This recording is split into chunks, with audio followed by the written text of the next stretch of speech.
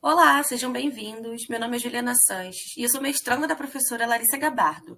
Hoje eu vou trazer um pouquinho para vocês sobre a estrutura do TCC e um pouquinho sobre as normas da BNT. Então, antes de se falar em uma estrutura de trabalho científico, de trabalho acadêmico, é importante salientar que, dentre os vários tipos de pesquisa, três se destacam, que é a pesquisa bibliográfica, a pesquisa descritiva e a pesquisa experimental. Vale salientar que existem modelos de relatórios adequados para cada uma das pesquisas acima. Então, são modelos padronizados para cada tipo de pesquisa. Na chamada pesquisa bibliográfica, recomenda-se o uso de um modelo de relatório IDC, que nada mais é do que a introdução, desenvolvimento e conclusão. Para as pesquisas descritivas e experimentais, o modelo de relatório recomendado é conhecido pela sigla IRMRDC, que é introdução, revisão de literatura, materiais e métodos, resultados, discussão e conclusão. Na pesquisa bibliográfica, procura explicar-se um problema a partir de referências teóricas publicadas em documentos, textos impressos, na maioria das vezes publicados, etc. Então, a gente vai buscar em artigos científicos, em livros, para estar fazendo, de fato, essa revisão bibliográfica. Então, ela busca conhecer e analisar as contribuições culturais ou científicas do passado sobre um determinado assunto, tema ou problema. A pesquisa bibliográfica deve ser vista como um meio de formação por excelência, pois se constitui no procedimento básico para os estudos monográficos, pelos quais se busca um domínio do estado da arte sobre determinado tema. Na pesquisa descritiva, a gente utiliza esse termo porque se observa, registra, analisa e correlaciona fatos ou fenômenos, que são as variáveis, sem manipulá-los, procedimento comum na pesquisa experimental. Vai se observar e descrever, nós não manipulamos variáveis. Ela desenvolve-se abordando dados e problemas que merecem ser estudados, cujos registros não constam em documentos. Isso significa que os dados ocorrem em seu habitat natural, necessitando serem coletados, registrados ordenadamente para o seu estudo propriamente dito.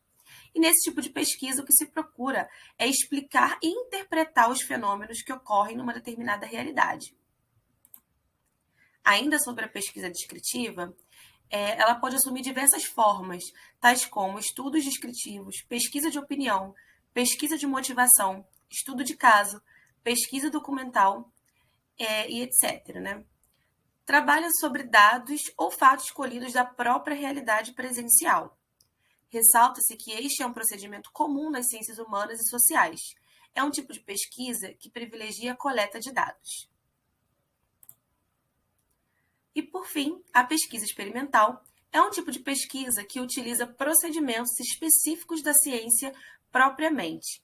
Convém esclarecer que a pesquisa experimental não se resume em pesquisas realizadas em laboratório, assim como a descritiva não se resume a pesquisas de campo. Os termos de campo e de laboratório indicam apenas o contexto onde elas se realizam. Uma pesquisa pode ser experimental tanto em contexto de campo quanto de laboratório. O mesmo acontece com a descritiva. Pode-se dizer que, no contexto de laboratório, realizam-se mais pesquisas de natureza experimental. A estrutura do TCC. Então, a estrutura de um trabalho científico é composta de três partes ou elementos fundamentais.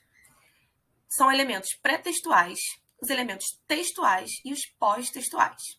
Vale mencionar que, independentemente do tipo de pesquisa e seu respectivo modelo de relatório, todos apresentam as partes fundamentais elencadas acima. Ou seja, mesmo que você faça uma pesquisa experimental, uma pesquisa bibliográfica ou uma pesquisa descritiva, quando a gente vai escrever um trabalho científico, essa estrutura ela é utilizada em todos os tipos de pesquisa. Estrutura do TCC, roteiro para pesquisa bibliográfica. Então, a gente falou sobre os elementos pré-textuais e os elementos textuais e os pós-textuais. Mas o que contém os elementos pré-textuais? Tem que ter uma capa com o seu curso, a universidade que você está fazendo, que você está cursando, o curso, o título do seu trabalho, autor, local e data.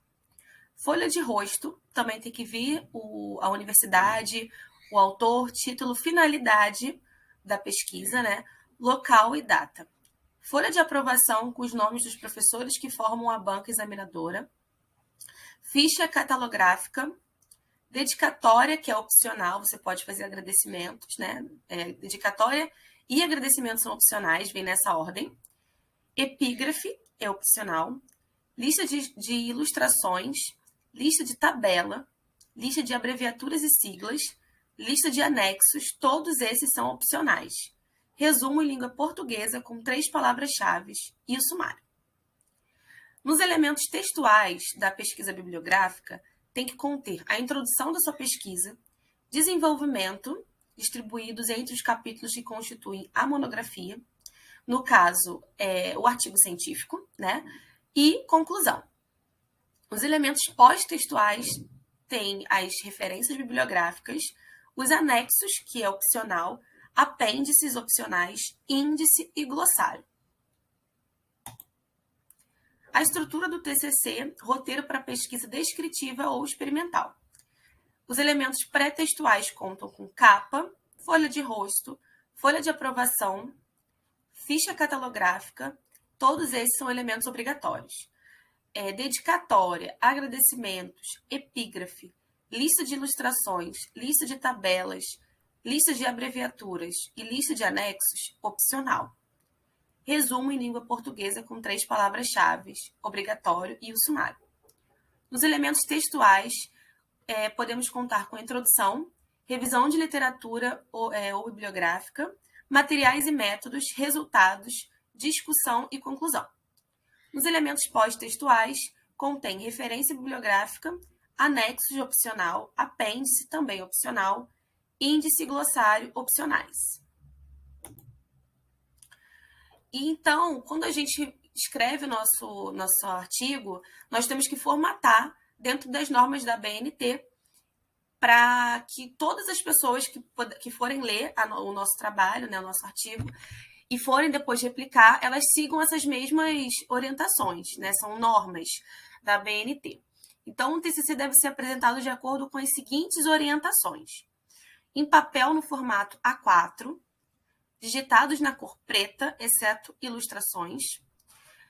Utilizar fonte tamanho 12 no corpo do texto. A fonte tem que ser Arial ou Times New Roman. O texto tem que vir justificado e com indicação de parágrafos, com recuo de 1,25 centímetros. Utilizar fonte tamanho 11 para citações de mais de 3 linhas, notas de rodapé, paginação e legendas das ilustrações e das tabelas.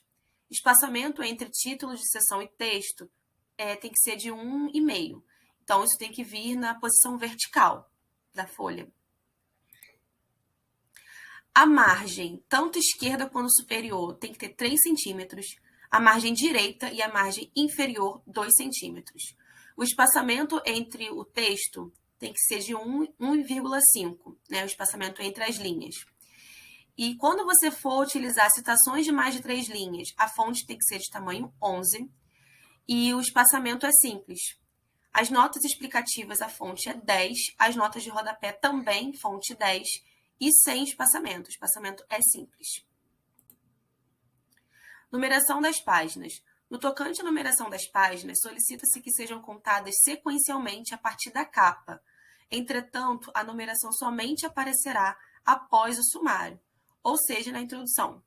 Quanto ao local onde ela estará situada, aconselhamos que seja no centro da parte inferior da página, então na parte de baixo, no centro. Fontes e espaçamentos de títulos e subtítulos e subtópicos. Tamanho da fonte do título, 14 em negrito. Tamanho da fonte dos subtópicos e subtítulos, 12 em negrito. Espaçamento entre as linhas do título e dos subtópicos e subtítulos quando ultrapassar mais de uma linha, esse espaçamento é simples.